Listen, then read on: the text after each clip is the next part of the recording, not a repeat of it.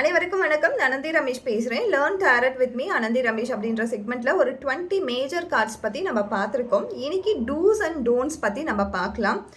நான் நிறைய tarot reader பற்றி நான் பார்த்துட்ருப்பேன். ஸோ இதில் காமனாக பார்க்குற ஒரு விஷயம் என்னென்னா, நல்லா சப்ஸ்கிரைபர் வச்சுட்டு இருக்க ரீடர்ஸே ஷஃபிள் பண்ணும்போது இப்படி ஷஃபிள் பண்ணுறாங்க. ஸோ ஷஃபிள் பண்ணும்பொழுது இப்படி கண்டிப்பாக நம்ம பண்ணவே கூடாது. இது ரூல் நம்பரில் இருக்கக்கூடிய ஒரு மஸ்ட்டு. இது கண்டிப்பாக இதை ஒமிட் பண்ணி நம்ம பண்ணவே கூடாது. நம்ம சப்போஸ் இப்படி வச்சுட்டு கூடியமே இந்த மாதிரி வச்சுட்டு கூடமே ஃபஸ்ட்டு ஒரு கார்டு இப்படி வச்சுட்டு மிச்ச கார்ட்ஸ்லாம் இப்படி வச்சு நம்ம ஷஃபிள் பண்ணவே கூடாது. இது ரொம்ப ரொம்ப தப்பான ஒரு விஷயம்.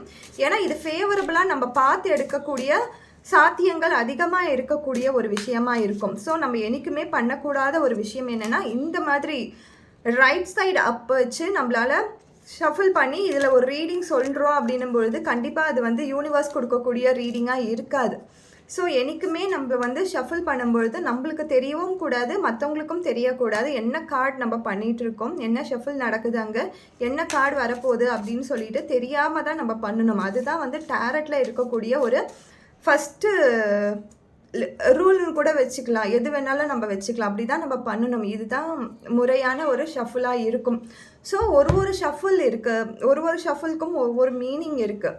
ஒன்லி ஒன் ஷஃபிள் மட்டுமே கிடையாது. கிட்டத்தட்ட லவ்க்கு ஒரு விதமான ஷஃபிள் பண்ணுவாங்க.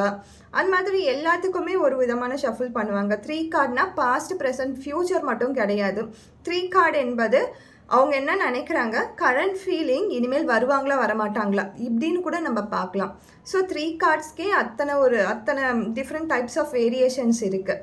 அதே மாதிரி டேரட் ரீடிங் பண்ணும்பொழுது எனக்கு நல்ல கார்ட்ஸ் தான் வரணும், எனக்கு நான் எடுக்கிறது என்னுடைய கிளைண்ட்ஸை சாட்டிஸ்ஃபைட் பண்ணக்கூடிய ஆன்சராக தான் நான் தரணும் அப்படின்னு சொல்கிற ஜட்ஜ்மெண்டலான ஒரு மைண்ட் செட் வச்சுட்டு நம்மளால் கண்டிப்பாக கார்ட்ஸ் எடுக்கவே கூடாது.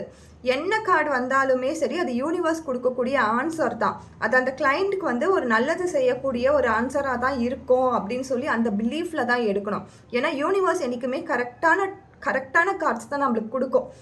இந்த சிச்சுவேஷனுக்கு இதை பண்ணுங்க அப்படின்னு சொல்லி கைடன்ஸை தான் கொடுக்கும். அதனால கார்டு எடுக்கிறவங்க என்றைக்குமே ஜட்ஜ்மெண்டலாக இருக்கவே கூடாது. அப்படி இருந்து கார்டு எடுக்கிறோம் அப்படின்னும் பொழுது நம்ம ஃபேவர் கிளைண்ட்டுக்கு பண்ணுறோம். அது நல்லது அவங்களுக்கு பண்ணவே பண்ணாது. Thank you so much.